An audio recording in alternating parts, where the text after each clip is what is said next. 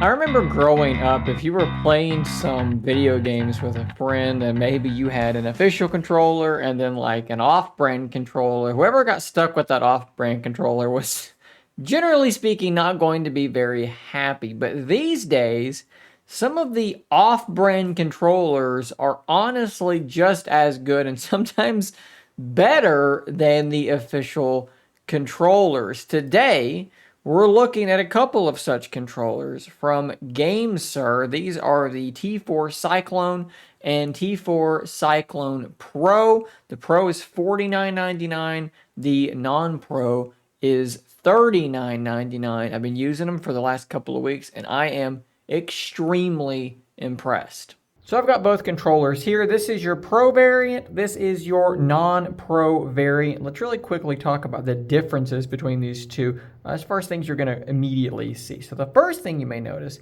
is the button layout. This is your Nintendo Switch layout. This is more your Xbox layout. Other than that, from a physical perspective, they're going to look very, very similar, although color is clearly going to be different. They both do have this sort of texture going on the grips, which is a little bit rough. It's not necessarily something I love. It's a little bit rougher than I'd like for it to be, but it is going to help you get a good grip on the controller. Both of them do have this button that does light up to tell you different things going on. They both do have Hall effect joysticks, which should mean you won't have to deal with any stick drift over the lifetime of this device. They should be very accurate pretty much forever. They both also have this L4 and R4, these macro buttons on the back, as well as motion control capability.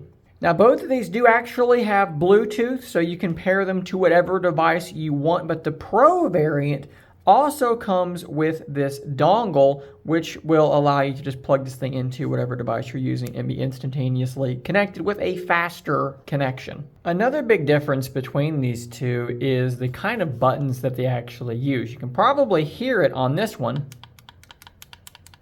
This is, I believe, to be just a simple membrane. It's fine. It's not the end of the world. You can see how much travel it needs before it actually will actuate there, but when you compare it to the Pro variant, it is much clickier. The actuation point is more shallow. It is a mechanical switch. As you can see here on the instructions, when you want to put this thing into Bluetooth pairing mode, you do this by holding down the home button and another key to change what connection mode it's going to be in. So we're going to pair the non-Pro version to my Pixel Fold, and to do this, what we're going to do is we're going to hold down the B key and that button, and you can see that we are now flashing yellow, which means it was in pairing mode, and I believe I've actually already paired it to it.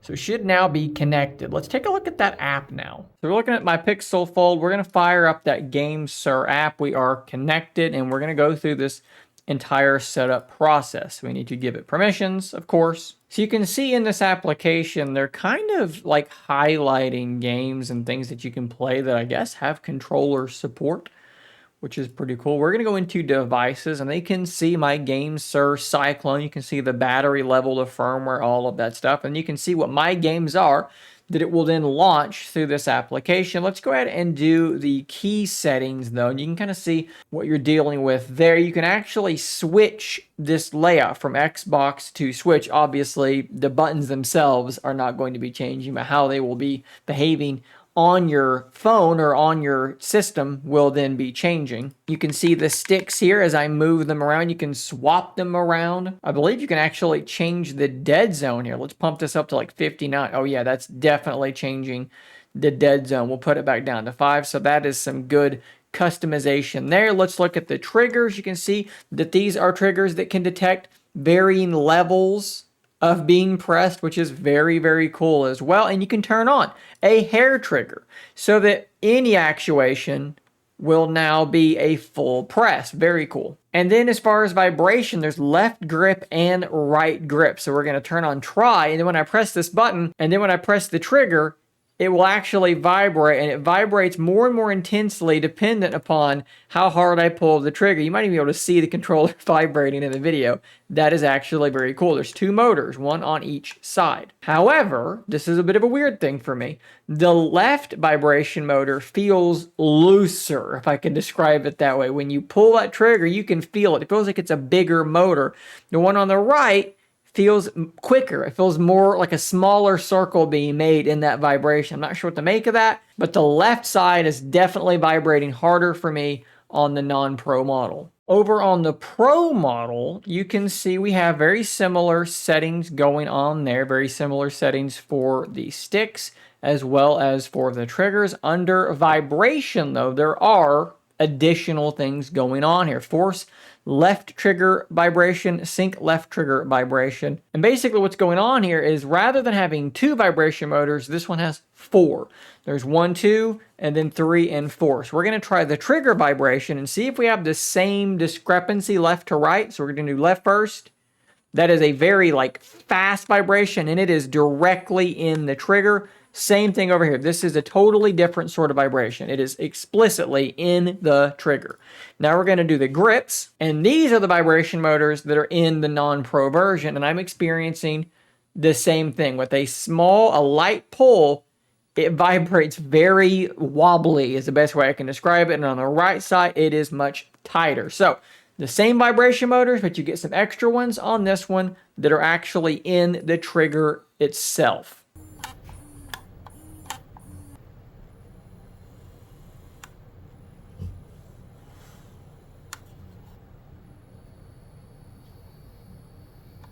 So I've just launched Minecraft directly through the GameSir application, and you can see here, I can move around the menu, do whatever I need to do. I can jump into our Minecraft realm, and I'll show you kind of how this is working as we jump into the game. Of course, I'm recording this through a USB cable, the video you're seeing on screen, so it may not look necessarily the best, and it may be a little bit laggy at times. But as you can see here, I mean, it's playing absolutely great. Everything is automatically mapped. I'm doing everything I would expect to be doing. The controls are there. It works straight out of the box. It's great.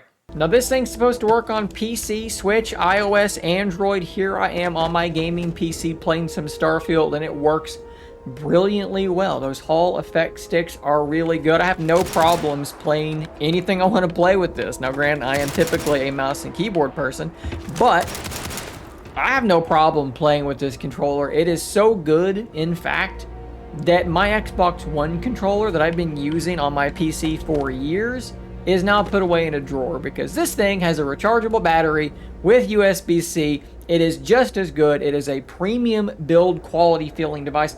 For $49, this is really, really solid stuff. So you saw that macro function button here on the front of the device. I kind of want to show you what it's meant to be doing. You can see here on the screen, that button plus some other things can toggle some things very quickly, like that hair/linear trigger mode. So if you want to have the linear trigger turned off, simply hit that button and hit that, and now you have, see, it just flashed red there. You probably didn't see that. There we go. We have now switched that mode. That is super useful. How about switching the ABXY, changing the vibration intensity? I can sit here and turn that up or down depending on where I want it to be. That is pretty useful stuff. Guys, I'm going to drop links down below to both Amazon and to GameSir's official website to purchase these controllers. I believe only the Amazon links will be affiliate links. So if you purchase it through Amazon, I'll get commission off that sale, which I do definitely appreciate. It's a great way to help support the channel. I do also want to say